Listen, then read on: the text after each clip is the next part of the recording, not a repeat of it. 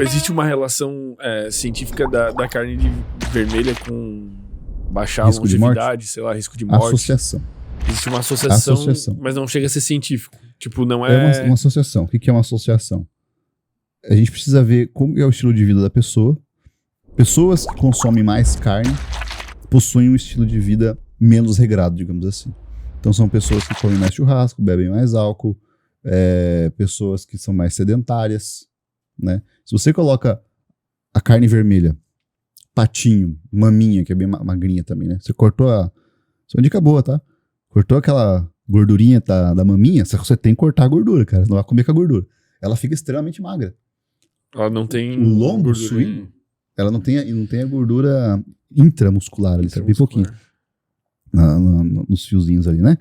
O lombo suíno também, cara. Então, se você cortou aquela capinha de gordura ali, velho, é extremamente magro, uma delícia. Assa aquilo ali, você vai ver um chiclete seco, né? Só que se você preparar bem, fica saboroso. Inclusive, segundo a tabela TACO, se você pega só... A TACO é a tabela que a gente analisa a composição dos alimentos. Se você pega só a maminha, sem a parte da gordura, ela é mais magra que o frango. Que o peito de frango. Entendeu? E o lombo suíno, sem a gordura, tá ali também junto com o frango numa quantidade similar. Então é mais magro que o patinho, que a galera consome mais. Então tá, você pega a galera consumindo patinho, consumindo carnes mais magras, e adiciona dentro de um contexto saudável, essa pessoa vai ter longevidade, essa pessoa vai ser saudável, não vai ter problema nenhum. Agora, quando você começa a colocar carnes mais gordurosas e tal, começa a associar com outros hábitos ruins da vida dela. Então tem uma associação. Mas é difícil separar. Então, tipo, a associação, ela só tá dizendo que tá associado, mas ela não tá dizendo, tipo assim, não, existe uma evidência de que o consumo de carne faz X, mas também não tá dizendo que não tem. Uhum. Eu vou falar a mesma coisa que eu falei lá no Lutz, mas eu vou falar da forma certa agora. Porque eu entreguei a brincadeira já no começo. Tá. Deixa eu pensar aqui pra falar, porque às vezes eu me emociono, né? Você sabia que o consumo de sorvete está associado com morte por afogamento? Não sabia. Então, o consumo de sorvete, cara, está associado com morte por afogamento. Por quê? A pessoa tá na praia. Porque quando a pessoa está consumindo sorvete, normalmente é verão. Então há mais consumo de sorvete no verão. No verão, normalmente, quando as pessoas vão nadar. Entendeu? Então, o verão, que é a situação ali, tá fazendo com que as pessoas, que morram mais pessoas por afogamento e consumam mais sorvete. Logo, um tá associado com o outro. Mas tem um porquê aqui no meio. Então, a gente tem que entender qual que é esse porquê. O consumo de carne tá associado... Mas calma, vamos supor, quimicamente pode ser que tenha uma evidência o excesso. Que a pessoa que consumiu sorvete se afogue. Pode ser que quimicamente tem um negócio lá. Não, cara. Tá, mas vamos supor. Uma suposição extremamente louca, né? Louca, assim. Vamos supor que o emulsificante faz com que a densidade da pessoa aumente e ela funde mais rápido. Tá. Vamos supor. Na carne pode ser a mesma coisa. Pode existir essa evidência. Mas a gente não encontrou ainda. Nenhuma relação direta. Mas ninguém encontrou que não também. Tipo, só tá associado. Tá associado. Assim, o que a gente sabe? O excesso de consumo de carnes, né, com o baixo consumo de fibras, traz um problema. Constipação? Não. Problema de risco de saúde mesmo, de morte. Mesmo. Tá. Por quê? Porque a carne, a proteína em geral, mas principalmente a proteína da carne vermelha, a carne vermelha em si, nós temos... Imagine o seu intestino como se fosse um cenário de guerra. Assim. Tem dois exércitos. Tá. Nesse exército da esquerda, nós temos um exército dos malzinhos. E daqui, os caras que são bonzinhos estão querendo defender. Isso é a microbiota. Isso é a microbiota. Tem microbiotas que tem um potencial mais negativo ali, não uma influência mais inflamatória, pró-inflamatória. E a gente tem as benéficas. Uhum. As benéficas, né, elas gostam de verduras, de legumes, de fibras. As maléficas gostam mais de proteína. Né? Gostam muito da proteína da carne. Você começa a comer muita carne. O que você começa a fazer? Você começa a dar alimento para essas bactérias ruinzinhas, tá? Essas bactérias ruinzinhas, elas começam a produzir determinadas substâncias, né, por isso que elas são ruinzinhas, que aumentam a inflamação no nosso organismo. Os lipopolissacarídeos. Isso com o consumo de carne, de proteína. O consumo excessivo ali. Proteína animal. Começa a alimentar essa galera. Eles começam a produzir lipopolissacarídeo. Vai cair na tua corrente sanguínea, vai ser absorvido ali. Aí o que acontece? Quando você tem esse prejuízo no teu intestino, diminui o muco, né? Então você tem um muco aqui que protege o teu intestino. O teu intestino tá ruim, esse muco vai ficando aqui, ó. Aí fica mais permeável.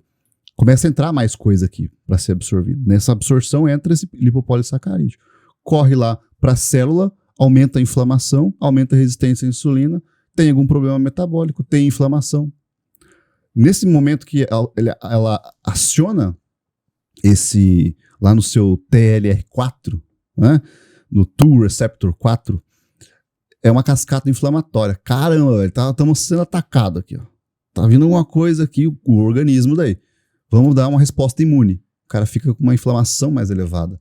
Uma inflamação crônica. Mas isso não chega a ser, tipo assim, pouquinho. Perceptível. Não, mas ela tá acontecendo. Tá Se tu for medir no nível sanguíneo, vai constatar que o cara tá com uma inflamação, assim, sei lá.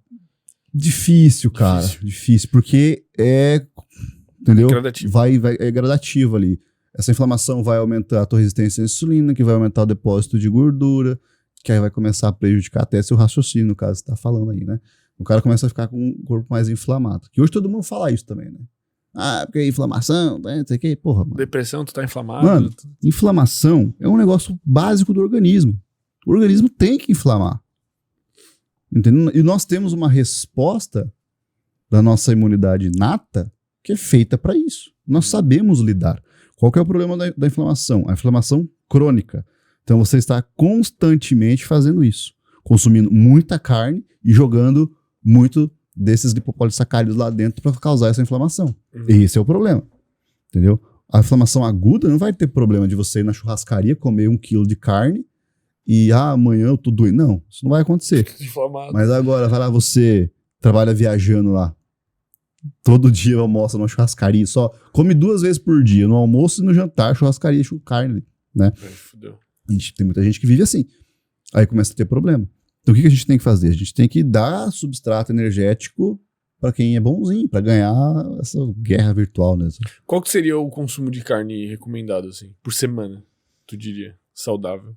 Não tem, cara, essa recomendação, porque a gente consegue contrabalancear dos lados. Mas vamos supor em porcentagem, assim, tipo, o meu dia é 100%. Quantos por cento dessa alimentação que eu tenho ao longo do dia tu recomendaria ser carne? Então, tipo, 20%? 15%? A gente precisa ver quanto que você precisa consumir de proteína primeiro. Tá. Então, se você consome proteína, o que eu recomendo pra galera? Que vai se desdobrando em complexidades, né? Tipo, atividade física. Entenda contexto. Tá. Lembra que eu falei pra você, porra, por que você não toma um suplemento? Cara, se você faz a dieta certinho, você não precisa desse suplemento aí. Vai estar tudo certinho. Entendeu? Você vai precisar desse suplemento se alguma coisa você não tá conseguindo comer. Aí a gente vai pro suplemento. Senão não tem necessidade. Né? Mas assim, quantidade de carne, a gente primeiro precisa ver o quanto que você precisa comer de proteína por dia. Se você não toma whey, se você não toma nada, a gente fraciona isso, não tem problema nenhum. A minha conduta, o que eu faço? Vai comer 200 gramas de carne? 200, 250 de verduras e legumes. Vai comer 150 gramas de peito de frango? 150 a 250 gramas de verduras e legumes. Vamos colocar legumes, né? Porque verdura, tanto faz. Eu nem sei a diferença, eu acho. Folhas, né? Folhas de forma geral, assim. Tá. Né? O maior impacto realmente são dos legumes na nossa dieta. As folhas têm um impacto, tem nutriente, mas assim, fica meio que quantidade de fibra. Né? Fibra é baixíssima. A gente consegue nutrientes por meio dos legumes, a gente consegue nutrientes por meio das fibras, então não tem aquela necessidade tão grande. Ah, é? Tipo, meter uma alfacezona, uma rúcula ali é irrelevante. Fala bem a real. Mentira, velho. A quantidade de fibra que tem no alface é ridícula. Vale muito mais uma cenourinha, um brócolis. Com certeza. Totalmente. Com certeza. Então o cara que acha que tá arrasando, né? Às vezes metendo só alface, rúcula, couve-flor. Couve-flor a quantidade de fibra é muito baixa, cara. Muito baixa.